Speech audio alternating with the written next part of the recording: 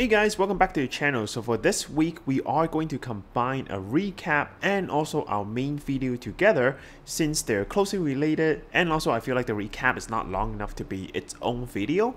So for this week, we're going to be talking about US inflation data that came out last week and what we should expect for the next hike in US as well as Canada. And then I want to shift focus and talk about the basis of financial planning, and that's budgeting, to either get ready for the next rate hike if you're on a variable rate, or simply just have a better planning. Now, as always, if you haven't already, make sure to like, comment, and subscribe to the channel, and also join our free private Facebook group where we have close to 5,000 members. On there, you can get extra contents and also ask questions related to personal finance. Alright, without further ado, let's jump into today's video. So let's talk about inflation for Canada and US. Last week, US total inflation came out and it was reading 8.5% year on year versus the expected 8.7%. Last month's inflation was 9.1% year on year. Now this is expected because energy price was lower. In July, US gasoline price fell around 8%, while June, WTI crude fell 11%. The bigger surprise, however, is the lower core CPI from US, which came in at 5.9% year on year versus a 6.1% forecast. Now, the difference between total and core CPI is that core CPI ignores very volatile categories like oil and food prices, so the fact that it is still lower than expected is a great sign. However, we remain to see very stubborn and sticky category like rental prices or shelter prices, which make up about a third of the CPI for US. Services also see a higher inflation due to higher wage growth. Now in Canada, we're going to find out about our July inflation on August 16, which is the date that this video will come out. So right now, we don't know what it's going to read. CPI, however, is expected to be at 7.7%. while core is expected to be at 4.7%. Now, given what is happening in US, we should expect a lower CPI than expected, while core CPI remain close to expectation. Both Canada and US rapid cooling housing market should have a lagging downward pressure on core CPI as well, so we probably will see a drop if all things stays the same coming into next month and the months after for core CPI as well. Now, not only CPI data has come out, another indicator, PPI, which is the Producer Price Index, came out as well, and this is focusing on what manufacturers are charging. PPI figure came in lower, although they remain elevated versus historic figure. Headline PPI came in at 9.8% year on year versus the 10.4% that was expected, well below last month's 11.3%. Again, this is due to energy price falling. Core PPI also below the 7.8% that was forecast. Now, other than energy price, producers are also benefiting from gradual improving global supply chains, as we can see by measures like better delivery time, lower shipping container rates, and a decline in Federal's Global Supply Chain Pressure Index. So in conclusion, all inflation data last month, at least in US, are moving in the right direction, and we should expect the same for Canada. Alright, so that brings us to the next big question. If inflation seems like they're peaking, at least last month's data have suggested, does that mean rate hikes are going to be paused? Well, the answer is not really. 1 month of reading is not enough to signal to the Federal Reserve, at least in US, that further hikes are not needed. Jerome Powell already said in last meeting, they need to see clear and convincing data first, so we likely need another month or two before the Fed is convinced inflation has peaked. However, this did shift market expectation for upcoming hike in September for US. More than half now are expecting a 0.5% increase, while the rest are expecting yet another 0.75%. For November hikes, market are expecting another 0.5% and then another 0.25% in December. This will bring the US federal rate to 3.5 to 3.75% before potentially pausing. Now, similarly for Canada, Bank of Canada is expected to raise by 0.5% in September after our most recent 1% mega hike. So far, as you can see, the market is reacting very positively to the inflation news. However, you need to be very cautious. I don't think we are going to a straight line going up from here and on.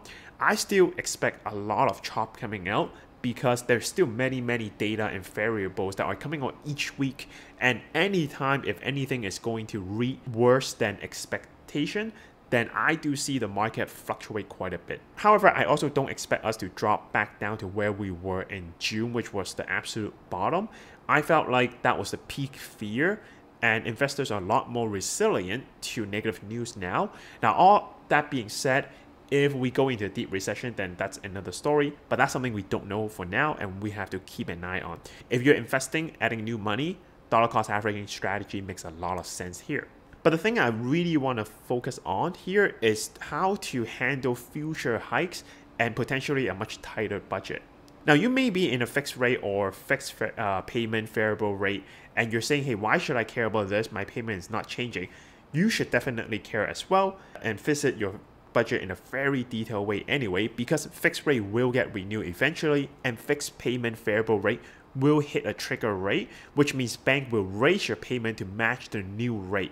And I've seen a lot of posting on forums right now. People are saying, hey, trigger rate is going to hit, and the bank let me know that I'm paying a 20 to 30% higher payment starting next month. So you should care. And plus also a recession is still very possible around the corner. So you want to use this time to understand your cash flow. Now, in terms of budgeting, I just want to share some things that usually I do with my client when we're doing planning, and maybe these are things that you can do yourself as well. There are really 3 steps you want to take when you're doing budgeting. The first one, obviously, is you want to have a detailed budget history. Now, on the screen is a template that I usually send to my client that we work together on for their budgeting, but you can easily find a free version, if not even a better looking version online. So what I'm going to ask my client here is to track back on the 3 to 6 months of history and spending and log them. Also on the screen, there is another sample. This one is made by my client. Very beautiful, very organized, where they are tracking their each individual spending and then a shared combined spending category as well. Now, like I said, we should use multiple months here, not just 1 month. This is trying to remove any biases or outliers. The easiest way for you to track is simply open all your credit card or debit card statement and just go line by line and then categorize them. Now, you probably are going to realize this is a very good exercise as you're going through it.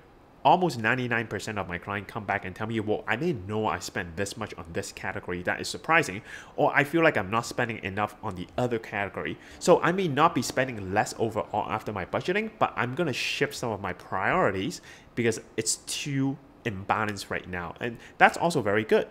Now, after you have all those logged, then the next step is to clean and also trim your data. So what we're going to do usually is I would make another tab, I'll copy the data over, but I'll make another column and call it realistic spending. So for each category, either we're taking the averages of the past couple of months of data and use that as a typical spending per month, or we're going to remove some very obvious outliers. Like for example, you're going to 5 weddings that month and you spent 1K or 2K on gifts. Those are not going to happen every month, so we should remove them or come up with a more realistic average spending. Now on here, depending on your preference, I would also like to remove things that are completely flexible. For example, savings, like if you're investing in your RSP, TFSA, I like to remove those first, as well as travel, because I would like to allocate them later on when I know my disposable income, and that gives me a more clear picture. However, if you feel like these kind of categories are a must and there's a minimal amount you would like to do or contribute towards, that's okay, you can include them as well. Now finally, the last step that I like to do with my client is to talk about allocation. What we're going to have at the very end is a very reasonable total spending that is based on past historical and also more realistic numbers. We want to compare this to our monthly net income. So simply look at your pay stub. If you're getting paid bi-weekly, times that by 26, divide by 12. Again, make sure if you're doing a lot of OT and you're getting paid there, come up with a more reasonable number. It wouldn't make sense to assume you're doing this much OT for 1 whole year straight. Once you have that, you minus from your expense, and that should give you a monthly average disposable income. And then here, what we'll do is work with the client on different percentage of allocation.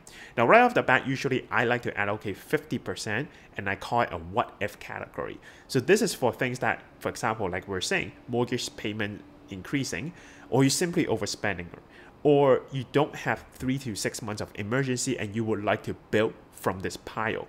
All those should go into a what if category, and that's why I name it 50% because it's a wide range of things. And then the rest, we're going to allocate towards other important goals. For example, vacation, investing, risk management, or other goals like pets or whatever you have. Now, the key here to remember is this is not meant for you to completely stick to this and then feel like we messed up if we're spending more than indicated or we just spent more in some categories.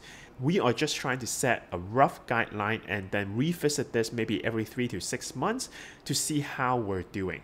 For example, if we don't see anything left in our what if account where we originally set 50% disposable income into it after 6 months, then we know probably something went wrong. Maybe our budget is not realistic. Maybe we missed something. We're actually spending a lot more than we think. Or simply that mortgage rate has gone up and most of those money went to paying the mortgage. So we would basically revisit and see why is that happening.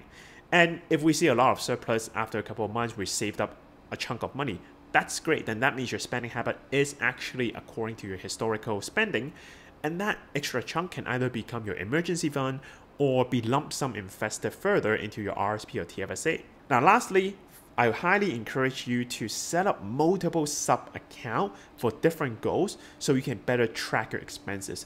Very long ago, I made a video kind of talk about how millionaires, handle their money. Everybody have at least 6 major accounts. Now you don't need all 6 accounts, or some of them are not bank accounts. They might be like investment accounts that you're automatically paying into.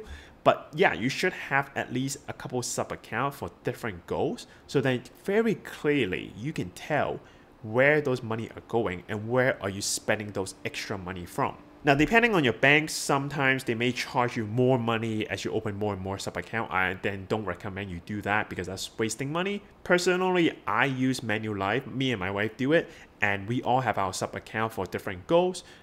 I've also heard maybe Tangerine is a good pick as well. And also, both of those have a higher than average interest rate anyway, so you can earn extra as you're saving. So pick whatever you feel like is best for you, but that's usually what I do with my clients. So that's everything I want to share today. Now this may sound very basic, and you're right, it is. But I believe this is a building block for personal financial planning. Having a solid budget and understanding where you're spending money is extremely important. So if you haven't really done your budget lately, then I highly encourage you to do that at least once or work through it with your spouse together. Now, if you like today's video, make sure you hit the like button once. If you don't like it, then hit the dislike button twice. Next, what I want to hear from you is, how are you doing your budgeting? Are you doing anything different or using a different template or method or apps that are tracking your expense? Let me know in the comment down below. And as always, if you like these kind of video, I do upload them 8:30 EST every Tuesday. Make sure you like the video, subscribe to the channel, hit the bell button so you get all the notifications in the future. Alright, this is Jacky. I hope you found this interesting. I'll see you in the next video. Bye!